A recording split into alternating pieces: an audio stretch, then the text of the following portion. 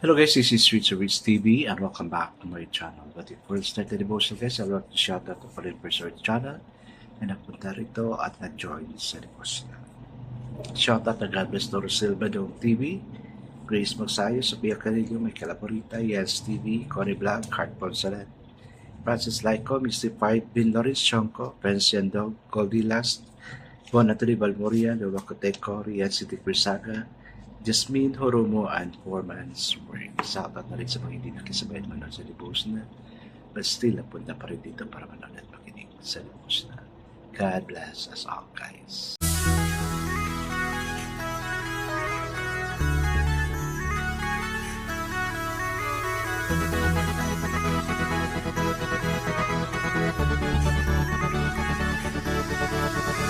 Rich TV, where you heard it, number one is on the top. Good advice is they'll never stop. Rich TV, where you heard it, number one is on the top. Good advice is they'll never stop. Guys, kumusta yung Monday natin? Sana hindi nakakapagod, no? Kasi grabe talaga yung kayod natin ngayon. Especially that it was associated with a problem, no? Problem sa nation natin, and even sa trabaho, and even sa family. But praise God, we have our God who is willing to help us resolve all the problem we are experiencing. No? Guys, remember, our God na siserve natin is a supernatural God. He will not fail us. Alright guys, let's proceed to our devotion. Let's open the Bible to 1 Kings chapter 11 verses 14 to 22. Still guys, I'm using the devotional study Bible because the words used is so simplified na maintindihan talaga natin. What I'm reading is about Solomon's adversaries. So the word of the Lord in 1 Kings chapter 11 verses 14 to 22 says, Then the Lord raised up against Solomon an adversary, Hadad, and the Edomite from the royal line of Edom. Wow, royal line siya. No? So that means di sa basta-basta na tao. Earlier, when David was fighting with Edom, Joab, the commander of the army, who had gone up to bury the dead, had struck down all the men in Edom. Joab and all Israelites stayed there for 6 months, until they had destroyed all the men in Edom. But Hadad, still only a boy, fled to Egypt with some Edomite officials who had served his father. They set out from Midian and went to Paran. Then, taking men from Paran with them, they went to Egypt to Pharaoh, king of Egypt, who gave Hadad a house and land and provided him with food. Pharaoh was so pleased with Hadad that he gave him a sister of his own wife, Queen Tahpenes in Meroz. The sister of Tahpenes bore him a son named Genubat, whom Tahpenes brought up in the royal palace. There, Genubat lived with the Pharaoh's own children. While he was in Egypt, Hadad heard that David rested with his father and that Joab, the commander of the army, was also dead. Then Hadad said to Pharaoh, Let me go, that I may return to my own country. What have you lacked here, that you want to go back to your own country? Now, Pharaoh asked, Nothing, Hadad replied, but do let me go. Amen and amen. I guess that's not way. Father, sometimes we're in a situation na parang hindi namin kaya to stand. That's why we're asking favor to let us go, Lord God.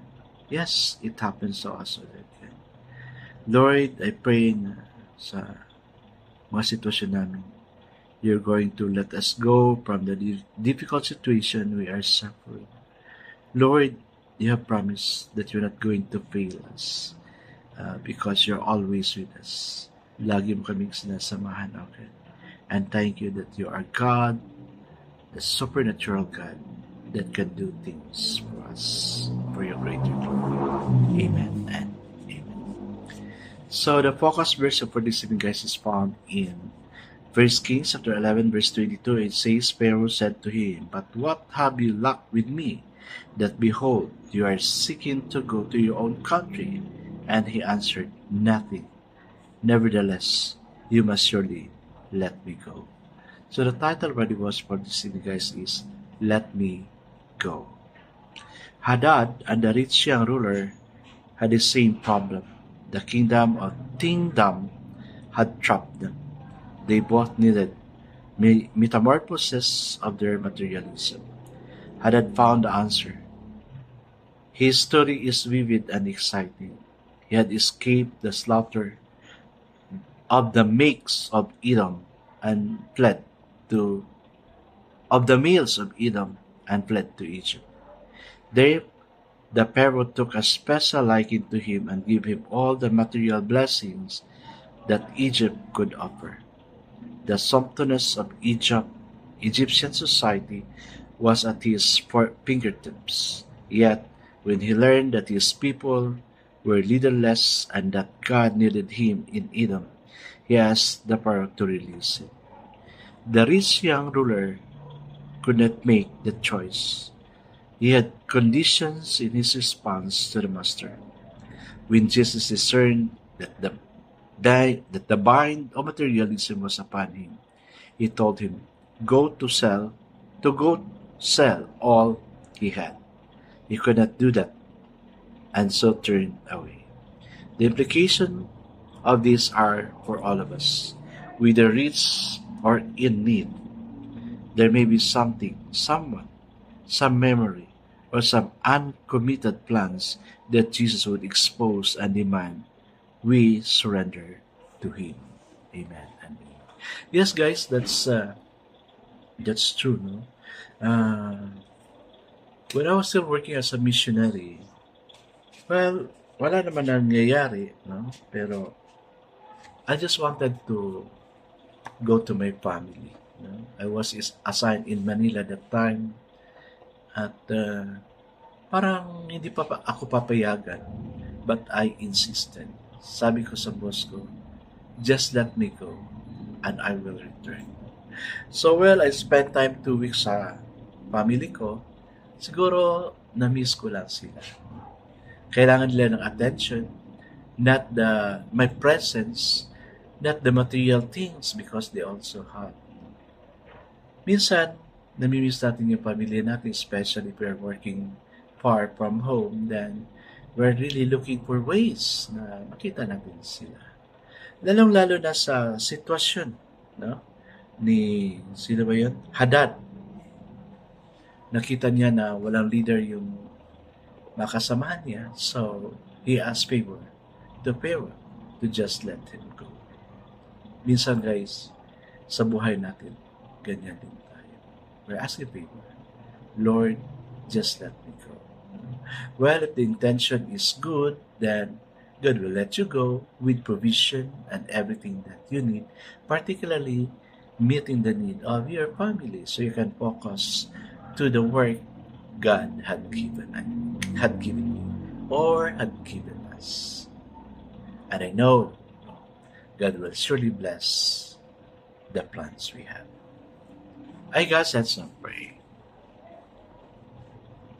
Father God, when we consider the joy of life in Christ now and eternity with Him, forever we say, O world, only let me go.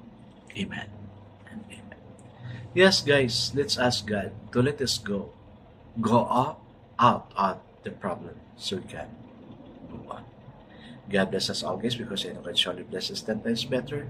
This is again Richard TV. Kita-kita tayo ulit sa muli. Paalam!